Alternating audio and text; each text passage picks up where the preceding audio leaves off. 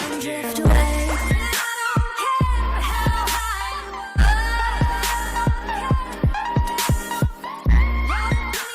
Hey yo, what's good everybody? Hey, I want to tell you something. I hope you're having a great day. Alright, but for real guys, what's up everybody? Hope that you guys are having a great day. Alright you guys, so you guys all know that every single year college coaches try and go out and find the best high school players in the country. And during this time, a lot of high school players get NFL players compared to them, whether it be their size or their play style or just things like that. Now, what if I told you that there was a legitimate second coming of Calvin Johnson? He checked off all the boxes. 6'6", ran a 4.4 40, 225 pounds. All of this in a high school wide receiver. I'm talking about none other than Dorial Green-Beckham. Now, a couple of you guys may have heard of this kid, but this dude was a prolific high school wide receiver. And not only that, he was a great track athlete as well. When Dorial Green-Beckham graduated, he was the national leader in receiving yards for a career, which was later broken by Trey Quinn. This dude was a two-time USA Today All-American. He was named the USA Today Player of the Year, and he was the first wide receiver to ever win the Hall Trophy, which is awarded to the best high school player in the nation.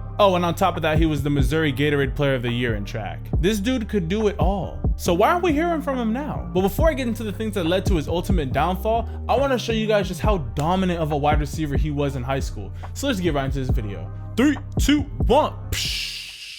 Alright you guys, let me show you guys how dominant Dorial Green-Beckham was in high school. Let go. I'm telling you, I don't say this lightly either. I've seen Julio Jones, I've seen AJ Green, I've seen a bunch of really good wide receivers come out of high school. Dorial Green-Beckham was something special. Like, he was honestly ridiculous. I mean, look at that. He's just burning them, and you could tell he's a strider. It looks like he's running super slow, but no, that's 4.4 speed.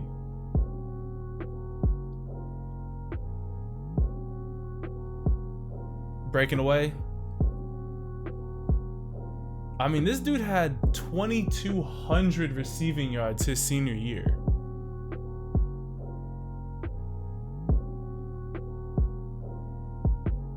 That's just too. He was out of bounds. Hey, I'm gonna keep it 100. I have to keep it 100. The dude was out of bounds, making a one-handed catch look like nothing.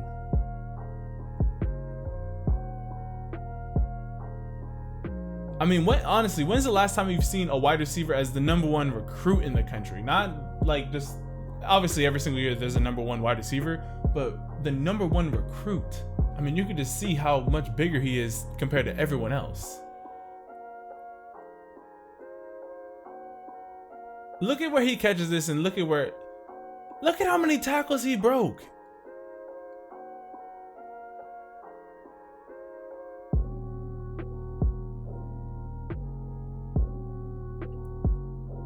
The quarterback's like, I just have to throw it in your direction and good things will happen. Get off me, get off me. Just too easy.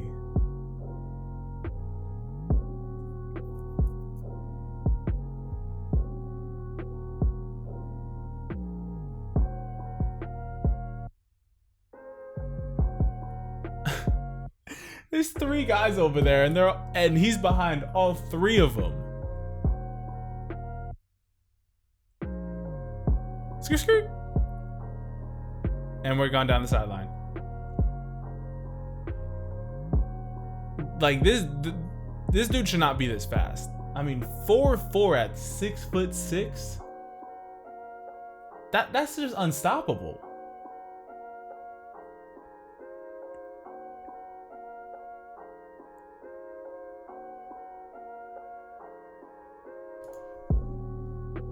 Oh, did I also forget to mention that while yes, he was the #1 wide receiver in the country, this was with other guys like Stephon Diggs, Nelson Aguilar, and Amari Cooper. They were all in that same recruiting class. And he was ranked higher than all of them.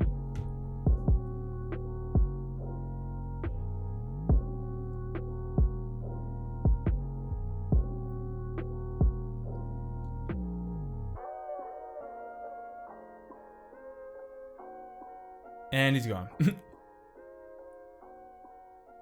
he just starts jogging from the 15.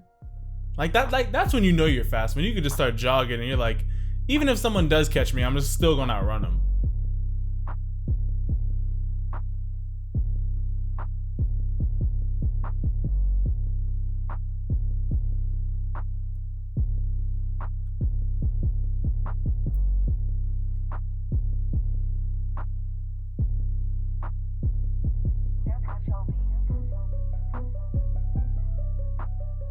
Like, he just won't go down.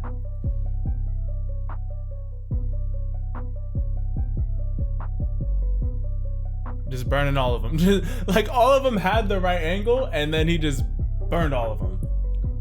And he's just jogging in from the 10. Like,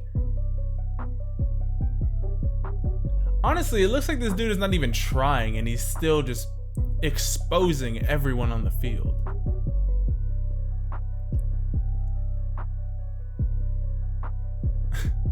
It's like you see him kind of jog off the line, and then the camera pans to him and he's 3 yards behind the secondary. Like, come on.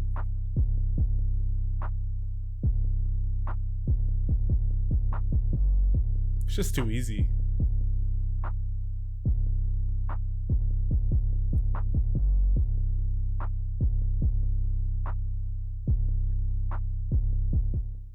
Alright, so as you guys saw, I was not joking. This dude was seriously a second coming of Calvin Johnson. Back when I was in high school, he was the reason why I started even paying attention to other high school recruits. I was just like, this is the other talent that I have to go up against? But enough of the side talk, let's get back into the Dorial Green-Beckham's story. So as you guys could clearly tell, a guy of his skill level and his just size and speed and everything was able to pull offers from every major school. He was a unanimous 5-star recruit amongst all the rating websites, as well as the #1 recruit in his recruiting class. But in the end, Dorial Green-Beckham chose to stay at home and go to the University of Missouri. So as a freshman, he got some pretty good playing time. He appeared in all of the team's first 5 games and had 5 catches for 125 yards. However, the start of his downfall came when he was arrested and suspended due to possession of marijuana. He was suspended for 2 games for that. So after he came back from his 2-game suspension, he played alright for a freshman. He finished the year with 28 receptions for 395 yards and a team best 5 touchdowns. He was even an honorable mention for freshman All-American. Now in his sophomore year, things looked to be going alright. He had 59 catches for 883 yards and 15 touchdowns. He even had one of his biggest games in the SEC championship game versus Auburn. He had 6 catches for 144 yards and 2 touchdowns. So as you guys can see, this dude clearly had the talent to play at the Division I level. However, he just did not seem to be able to stay away from trouble off the field. He picked up another marijuana possession charge, but that really wasn't the incident that got him cut from Missouri. During the offseason, Dorial Green-Beckham Jr. forced his way into his girlfriend's friend's apartment and actually pushed her down some stairs trying to find his girlfriend. No charges were pressed, but that was enough to get him released from Missouri. So you guys have to remember that Dorial Green-Beckham is a sophomore going into his junior year, so he's not eligible for the NFL draft yet. So he transferred to Oklahoma. And while he didn't play a single game for Oklahoma, it did give him a chance to kind of clean up his reputation. He did not get in any more legal trouble, and he actually kept his grades pretty good. So as you guys are thinking, okay, he played 2 years at Missouri. One of them was actually a pretty solid season. The other one was his freshman year, so I mean, you can kind of toss that one up. But he's also had legal troubles, and he hasn't played a single down of football, like of live football, in a year. So obviously this dude would not be going that high in the draft, correct? Wrong, because it goes to show you that in the NFL, a lot of wrongs can be wiped away as long as you run fast enough and are big enough. And that's exactly what happened. In 2015, Dorial Green-Beckham entered into the draft and was taken in the 2nd round. Let me remind you, this guy hasn't played in a football game in over a year, yet he was taken in the 2nd round by the Tennessee Titans. Now, I don't blame the Titans, because when you're looking at this dude, he literally is the second coming of Calvin Johnson. However, it was no secret that he had legal trouble, so was it really worth the 2nd round pick to pick him up? He signed on to the Titans to a 4-year, $5.6 million deal, which was almost fully guaranteed.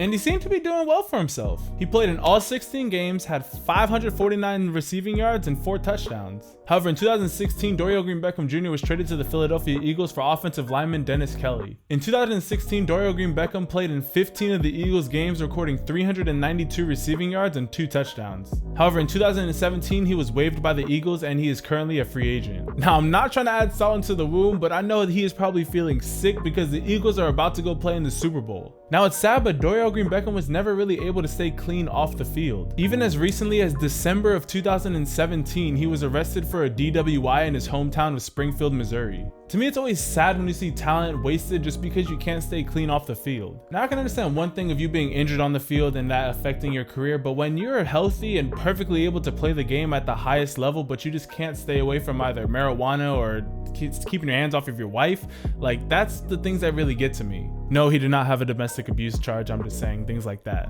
So hopefully Dorial Green-Beckham Jr. is able to find a team and be able to make a comeback. And if he isn't, I hope he's able to stay away from legal problems. Alright you guys, but I hope that you guys enjoyed this video.